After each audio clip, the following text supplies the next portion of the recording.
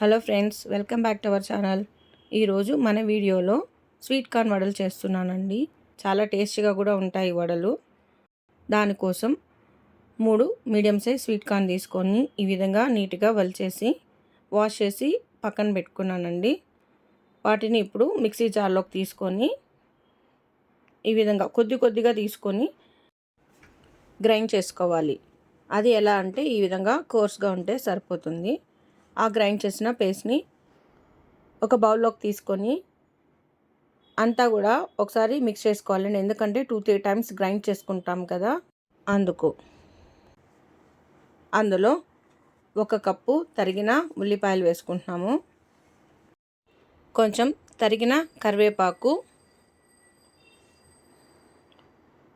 ఒక 3 పచ్చిమిరపకాయలు సన్నగా తరిగి వేసుకుంటున్నాను, కొంచెం తరిగిన కొత్తిమీర, 1 టీ స్పూన్ అల్లం వెల్లుల్లి పేస్ట్ వేసుకుంటున్నాను. ఉప్పు ముందుగా వేయడం లేదండి. ఇవన్నీ మిక్స్ చేసుకున్న తర్వాత రుచికి సరిపడా ఉప్పు, 1/2 కప్పు శనగపిండి. శనగపిండి ఎందుకు వేస్తున్నానంటే స్వీట్ కార్న్లో వాటర్ కంటెంట్ ఎక్కువ ఉంటుంది. వడ చేయడానికి కరెక్ట్ టెక్స్చర్ అనేది రాదు. అందువల్ల శనగపిండి వేసుకొని మిక్స్ చేసుకుంటున్నాను.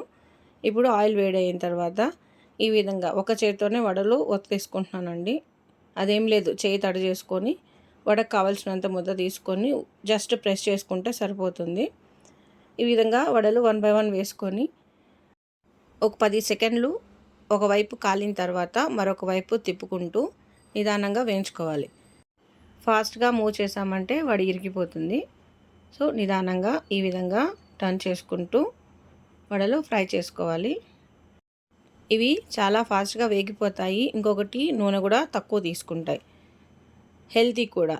ఈ విధంగా వడలు చేసుకొని ఉల్లిపాయ కారము లేదా కచప్తో సర్వ్ చేసామంటే పిల్లలు ఇష్టంగా తింటారు.